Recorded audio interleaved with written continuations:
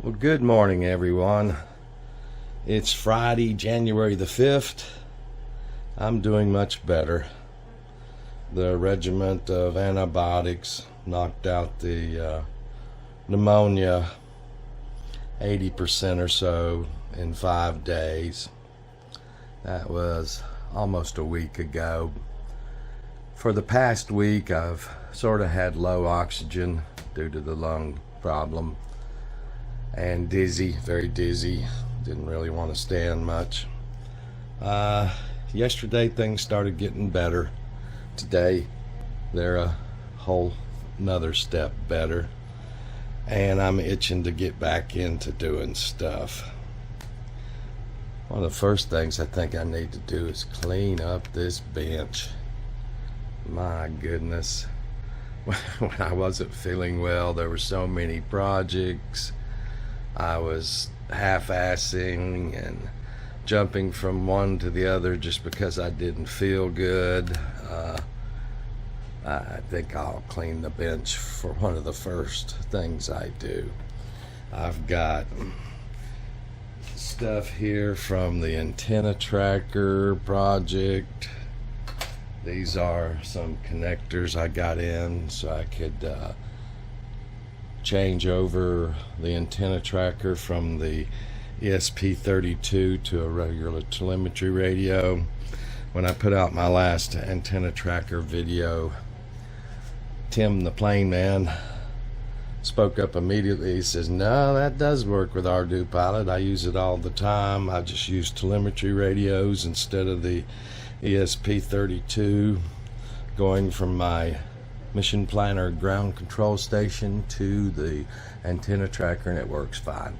I suspected that, and that was one of the avenues I was going to work on in the future, but Tim just pushed me into doing that sooner.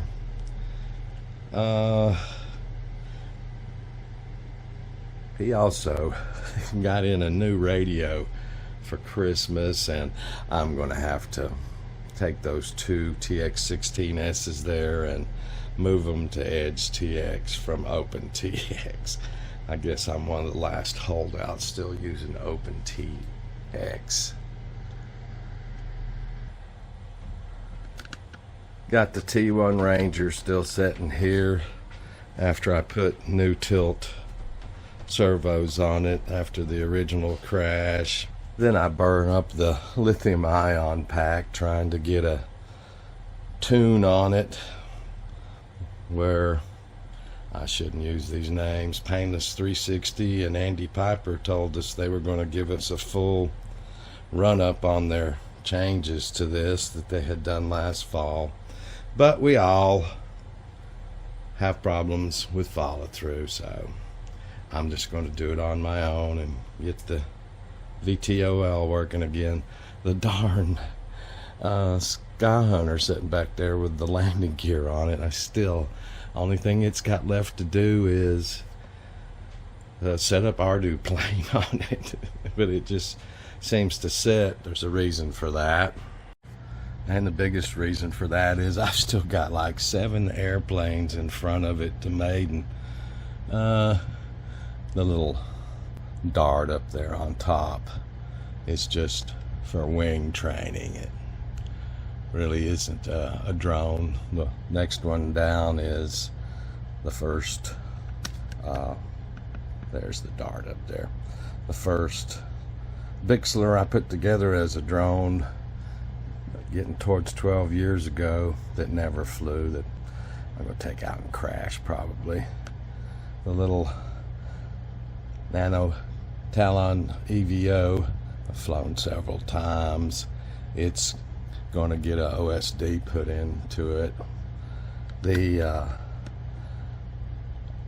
ready-made RC Recruit right there, never been made, and it's also not a drone, just an FPV platform.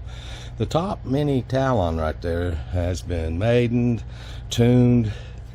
It's set up so that it can fly either iNav or Ardu pilot, just with a firmware flash in the field because of the way I wired it. And iNav, at the time I wired it, I don't know if it's still true, I suspect it is, you couldn't just put AETR down the wiring. You had to keep your motor channels paired up. It was kind of strange. I'll show you that when I put iNav on that. But that's ready for complete flying in Ardu, and ready for testing in iNav without, like I say, any wiring changes to it. The too many Talons below it have never been made, and they're both set up straight Ardu. On this side, the little, I forget what you call it. It's a Radian, little small 18-inch. That's just a free-flying platform. I've had a lot of fun with. That's just a straight Bixler, no flight controller, no FPV equipment that I've flown a lot. The Caprahenia 2 there needs to be maidened. The little Skyhunter Nano black below that one's been flown quite a bit too. But the rest of these down below, the Skyhunter Mini, I think it was called. Been so long since I messed with this one. That one still needs to be maidened.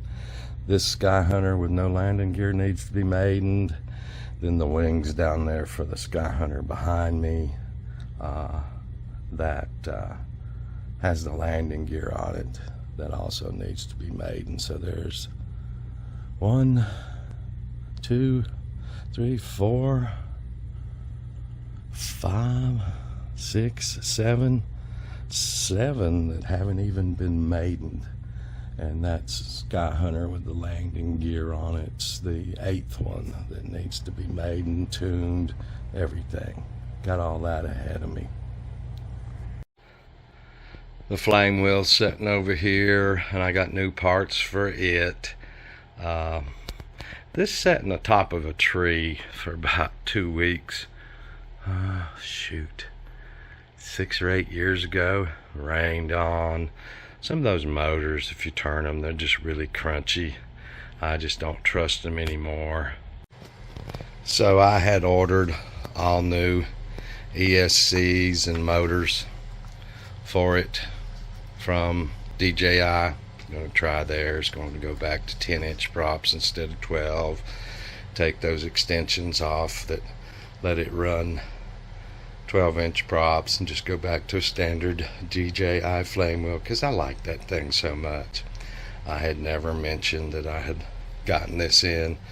Just my health was bad 6 months out of 2023.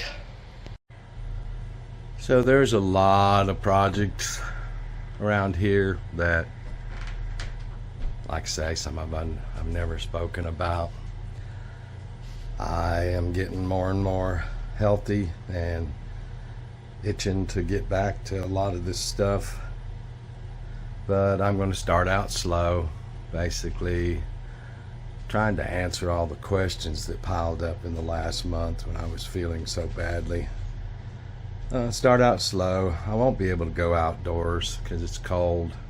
Don't want to get pneumonia again for a week or more. So kind of disappointing there won't be any new flying. I also have a new M10 5883 GPS coming for the little 5-inch to replace this big one that tries to touch the prop and get it back in that little TPU mount, because there's been a lot of changes in the firmware for M10 GPSs. I think I've got the M10 GPSs all figured out now, and Arduplane and Betaflight have updated their software for a lot of problems with the M10 GPSs, but we'll talk about that when we get to that one.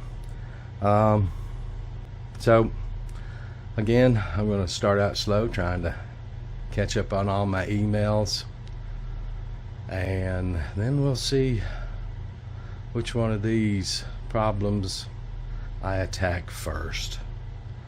All right, guys, things are getting better. Thank you guys so much.